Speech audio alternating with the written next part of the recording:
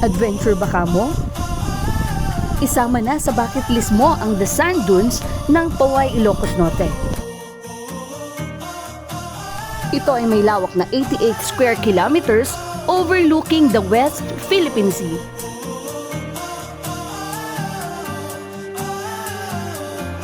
Noon nga ay nag-organize sa mga Marcoses ng Himala sa Buhangin, a festival na nilahukan ng 5,000 katao, showing different activities in the Sand Dunes area.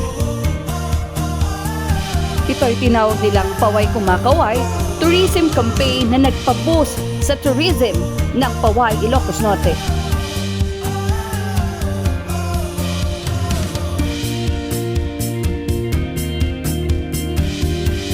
Heto na nga at sinubukan na namin ng 4x4 jeep na nagpalibot sa amin sa buong disyerto. 2,000 ang bayad dito.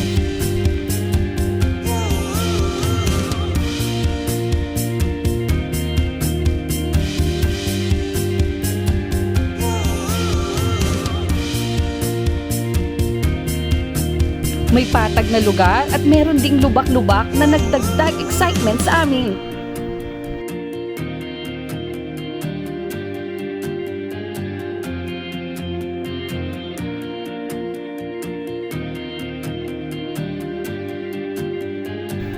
It's one of a kind. It's a breathtaking experience, guys. Must try.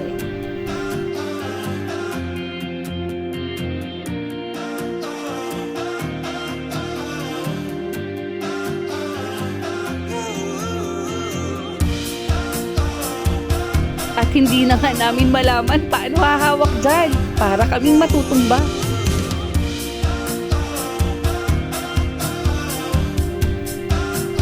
At hindi rin malilimutan dito ang mga eksena ng pelikulang Panday ni Fernando Poe Jr. at Senator Bong Revilla Jr.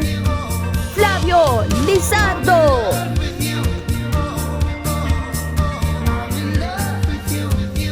Dito ay tinigil na kami ng mga driver upang saksihan ang ganda ng sand dunes para magpa-picture.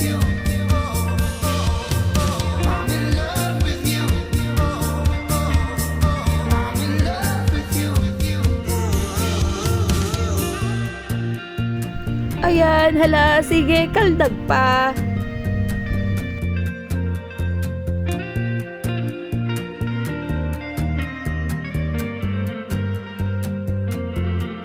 At teka muna, ang sandboarding hindi pwedeng mawala yan.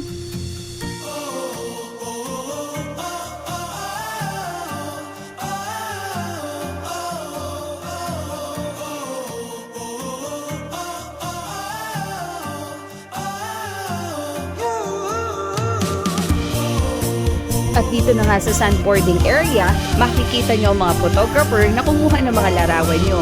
So pwede nyo siyang mabili.